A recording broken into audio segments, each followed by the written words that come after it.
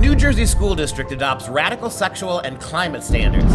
Get ready, New Jersey, for this fall when your kindergartners come home from school and ask you to explain how Gaia the Earth Mother is actually a transgender Black Lives Matter rioter. I'm Dr. Duke, she's Katie, and this is The Dr. Duke Show.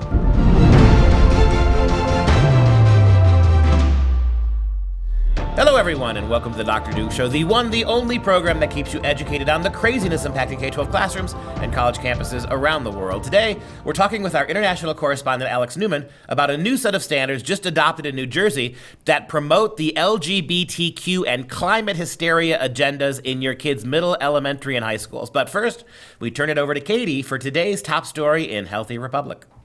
This week on Healthy Republic, 76 years ago, our nation sent young men into battle on the beaches of Normandy, knowing the odds were they'd be returning home in a body bag. Now, being brave is taking a knee, and the danger of being deleted comes in the form of social media stupidity. This past weekend marked the 76th anniversary of D-Day. Didn't anyone acknowledge? Pish. They were too busy rioting and looting to care about that. Instead of storming the beaches of Normandy, they are storming the annals of Twitter, locked and loaded with their keyboards, ready to delete you. And if you're a Democrat, you bend the knee for precisely 8 minutes and 46 seconds. For those who wish to, we will now kneel for our moment of silence.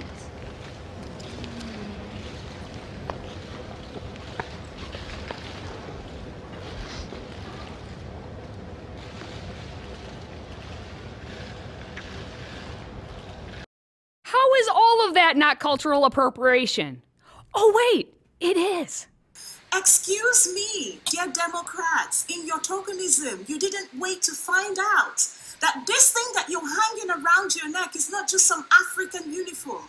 It's actually the kente material. The kente belongs to the Ghanaian people, mainly the Ashanti tribe. Excuse me, Democrats, don't treat Africans like we're children. These fabrics and these, colorful things that we have within our culture and tradition, they all mean something to us. I know you look at us and you say, oh, Africans, you're so cute in all your colorful dresses. Well, some of those dresses and patterns and colors and fabrics actually do mean something to us. Some of them belong to ancient tribes and mean something to them. So why are you using it as your own show of non-racism or your own show of virtue? Why are you using the kente material to signal your virtue? That's precisely it. It is only to signal virtue, of which they lack. The only thing that would make this better is showing their pathetic attempt at standing back up. Okay, I'll show it.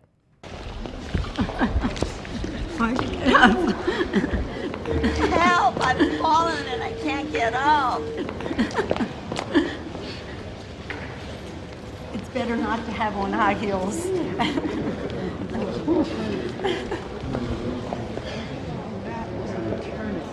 You see how long it was to have that knee on his neck. Pandering bullshit. You may have noticed that Jerry Nadler, who is giddy to impeach President Trump, didn't take a knee. But that's okay, because he's already at that level. We represent the lollipop kill, the lollipop kill, the lollipop kill. For the record, I can mock this because I, too, have been called a munchkin, so back off. And as always, Nadler went right along with his wicked witch of the West, Nancy, who should just leave Congress and fly away on her broomstick. I'll get you, my pretty, and your little dog, too. Maybe not a dog, but how about a deer? Or at least a person who identifies as a deer. Because in our current state, if you are not woke enough for the woke scolds, you will be deleted on the streaming service Twitch by a transgender woman who boasts about having deergasms. And I'm not going anywhere. I have power. They can't take it away from me. And honestly, there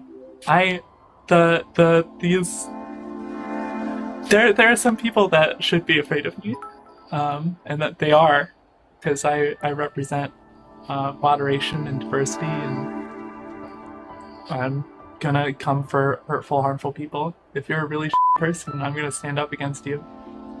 Period. That is literally who is behind the keyboard canceling people. There were so many cancellations in recent days, it's hard to track them. A positive cancellation is apparently the coronavirus, so go out and be American. The World Health Organization now says people who have COVID-19 but are asymptomatic rarely infect anyone. And that had been the reason why we couldn't see our grandparents for months. Please apologize to Grandma and Grandpa and give them a big squeeze. But go out now. Even the health professionals say so. More than 1,200 health professionals signed a letter saying to go out. Of course, if you do, you must join the protests. That's the kicker. Gathering in mass in protests will not give you the Rona. See? It's so clearly gone. I mean, why else would they risk infecting everyone? So who has been deleted? Let's do a quick run through. New Orleans Saints quarterback Drew Brees said he will always stand for the flag because of his grandfather's fighting in World War II. And for that, delete. I know there's not much that I can say that would make things any better right now, but I just want you to see in my eyes how sorry I am for the comments that I made yesterday. I know that it hurt many people. And then his wife felt the need to apologize, so... Bye, Felicia. Variety editor-in-chief Claudia Eller is super woke and boasts about hiring diverse people, but she's still not woke enough. And take Alexis Ohanian, the co-founder of Reddit, who wants to be replaced by a black person. Delete, delete. And actor Terry Crews, the man with the dancing pectorals, had the delete button pushed on him for simply calling for equality. In a tweet, he dare say, "We are all in this together."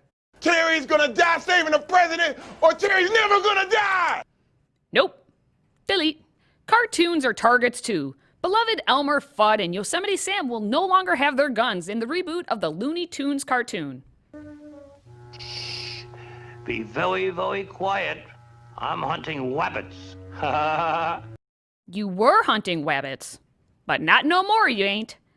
That's just a cartoon, but real gun-carrying cops are being deleted. The defund the police chants are all over the Twitter and in the streets, fueled by the media, the celebrities, the politicians, and those who hate America. But I repeat myself. The Minneapolis Police Department is rotten to the root. And so when we dismantle it, we get rid of that cancer and we allow for something beautiful to rise. And that reimagining allows us to figure out what public safety looks like for us. Since we don't think, we believe that getting rid of cops will eliminate racism. That's the solution. And if you are against defunding the police, you are racist, showing your privilege. What if, in the middle of the night, my home is broken into? Who do I call? Yes, I mean, I hear that loud and clear from a lot of my neighbors. And I know, and myself too, and I know that that comes from a place of privilege, because for those of us for whom the system is working, I think we need to step back and imagine what it would feel like to already live in that reality, where calling the police may mean more harm is done. That was Minneapolis City Council President Lisa Bender, and her name says it all. The politicians are bending the knee, but if they don't go lockstep, they will be deleted. Example. Minneapolis Mayor Jacob Frey was so woke until he wasn't. Will you defund the Minneapolis Police Department? I do not support phone abolition. It's a bold strategy, Cotton. Let's see if it pays off for him. All right, get the out of here. Go. His response leading to boos from the crowd. Delete. Jacob did not bend far enough. And neither did Georgia State Trooper O'Neill Sadler, who said the most sane thing about all of this kneeling. Have any respect. I wouldn't have took, I'm supposed to be out of town this weekend with my wife. I took off today, this weekend, but I'm out here to make sure y'all safe. So don't go there with respect, okay? Thank you. I have much respect, but I only kneel for one person. And that's God. God, I But what about, if you... I wholeheartedly believe that Black Lives Matter, so let's all unite to protect them. For once, and probably the only time, I agree with Planned Parenthood when they tweeted that violence against Black lives is outrageous and every moment of life matters. That's why Planned Parenthood should immediately close its doors, thereby saving the lives of thousands of Black babies from being aborted every single year. Because Black lives matter. Do not bend the knee, bow down, or recite idol worship chants of the leftist mob. Forever and for always. It will never be enough for them. Ever. Instead, stand up for your rights, for your values, and for those who gave their all on the beaches of Normandy and everywhere else. Until next time, stay healthy, America.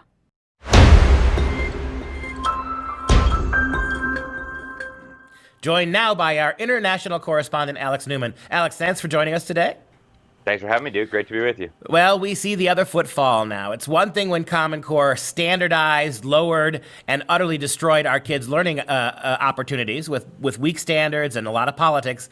Now you've got schools across the country, starting in New Jersey, who are beginning to adopt curriculum and standards geared towards minority groups like LGBT students. Talk about what's happening in New Jersey.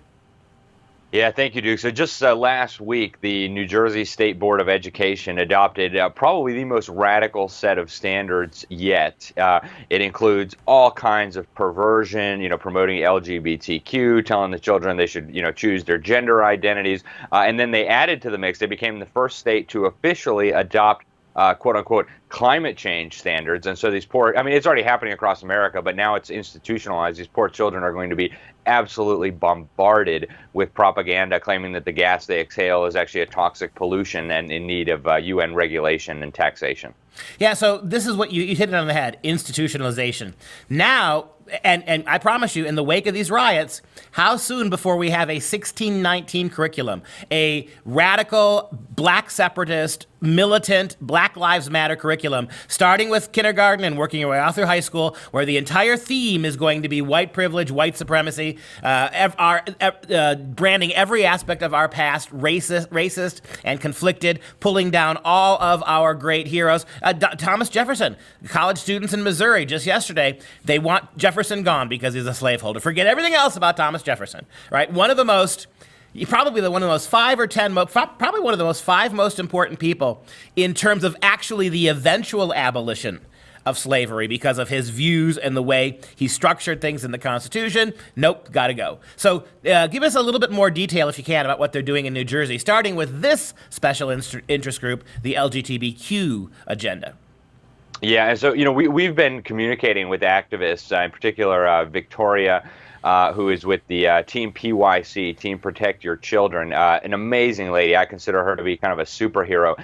She started off with a group of just 5 people, and now she's got teams all across the state. I think they're active in 19 out of 21 counties in New Jersey, and they've been trying so hard to fight this. Now they're at the point where they're just hoping that parents will make the decision to opt out.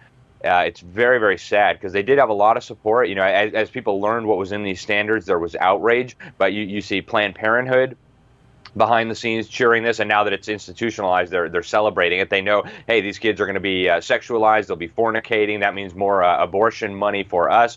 You've got a group called Garden State Equality, a very, very radical, militant LGBT activist group that is just out there cheering about these standards. And it's really, they're putting a bullseye on the innocence of children, trying to get them involved in homosexuality, transgenderism, all this kind of stuff. I mean, from the time they're tiny, the climate change indoctrination also, it starts in kindergarten under the new standards, and it will be just a barrage of propaganda. And there's huge implications to all this, right? It's not just for the sake of normalizing homosexuality. It's not just for the sake of brainwashing kids about climate change. There are ultimate objectives here, right? They want to break down the family.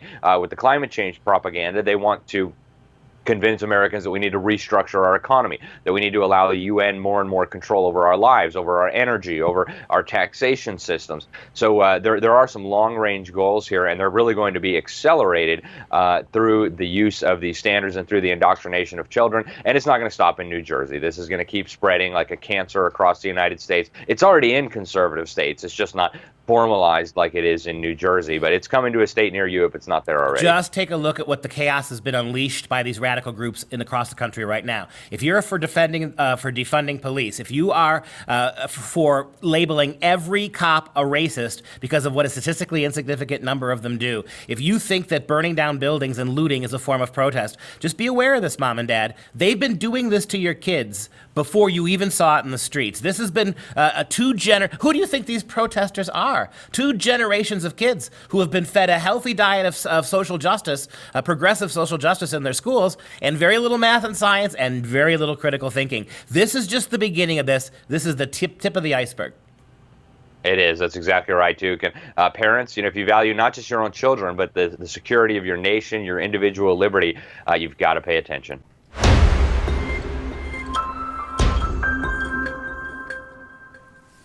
All right, it's that special time where we're going to do some questions and answers. We actually have some listeners and viewers who decided to submit questions that you have for either Dr. Duke or myself or both of us. And first we have Debbie from Sacramento, California, who asks, I would like to hear your thoughts on the value of social emotional learning in public schools.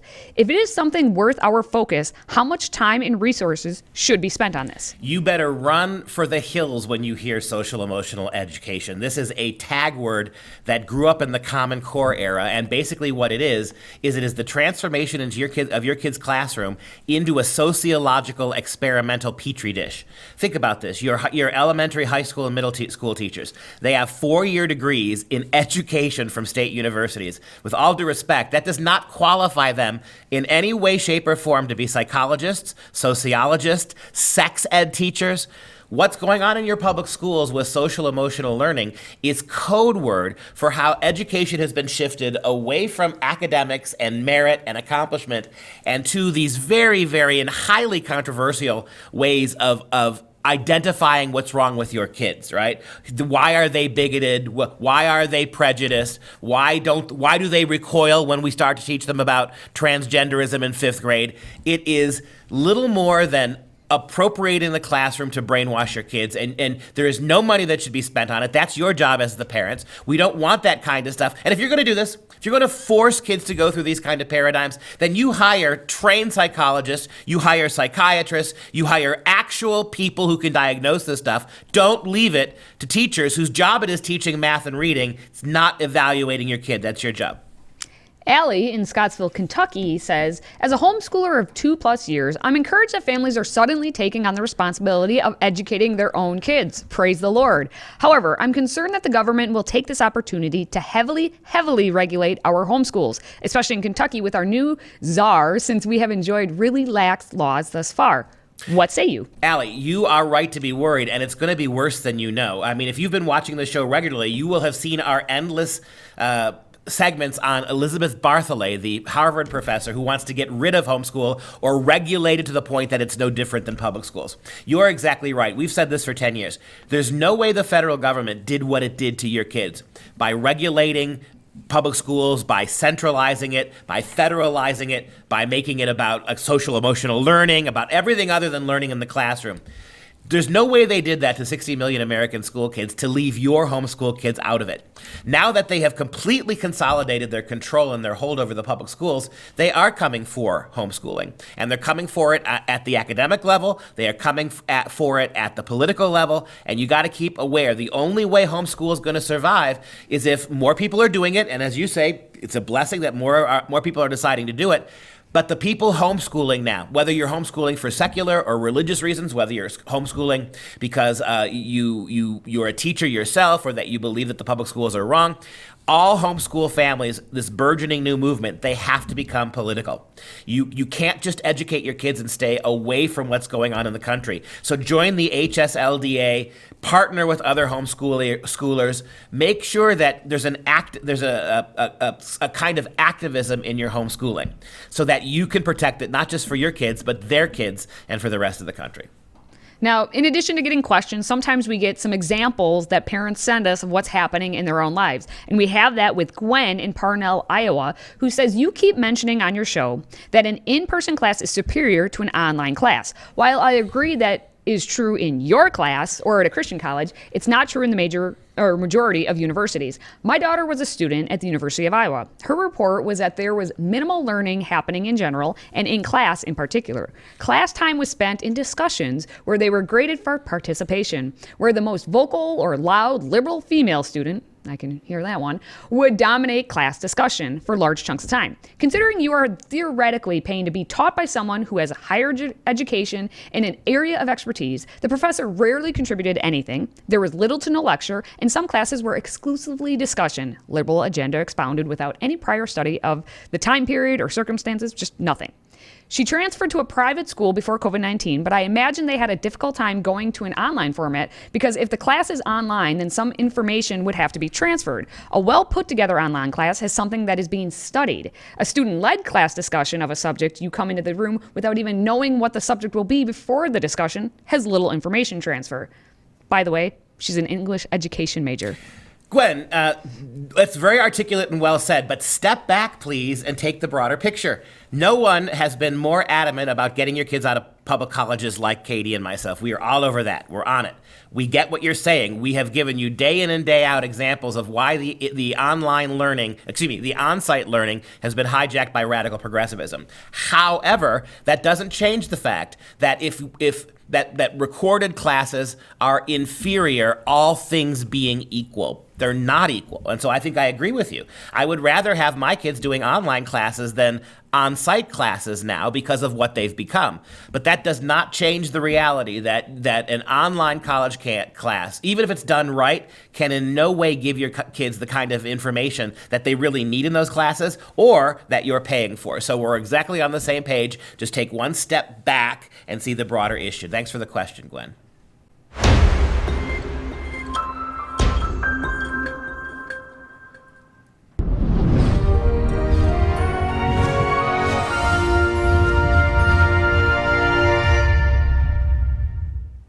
It's that special time for some real education. Born as Moishe Zakharovich Chagallov in 1887, Marc Chagall was a Russian-French artist of Belarusian Jewish origin. An early modernist, he was associated with several major artistic styles and created works in a wide range of artistic formats, including painting, drawings, book illustrations, stained glass, stage sets, ceramic tapestries, and fine art prints. Critic Robert Hughes called Chagall the quintessential Jewish artist of the 20th century. Despite his abiding Jewish faith, Chagall was drawn again and again to paint scenes depicting the crucified Christ, including his Golgotha, Calvary, dated 1912. Yeah, and he's one of my favorite artists. Go ahead and show us the Golgotha, painted in 1912. Golgotha Calvary, of course. Golgotha is the place of the skull where Christ was crucified. Dozens and dozens and dozens of times, this devout Orthodox Jewish painter, he actually returned again and again and again to painting the picture of Christ.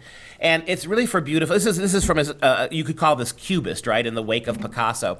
The images, the colors he's known for his colors, which are absolutely gorgeous. People who have no art sensibility and no religious interest whatsoever oftentimes purchase Chagall paintings and reprints because of the colors. It goes really great with the bathroom. It goes, it looks fantastic on the lanai. But the colors are highly symbolic, as are the images.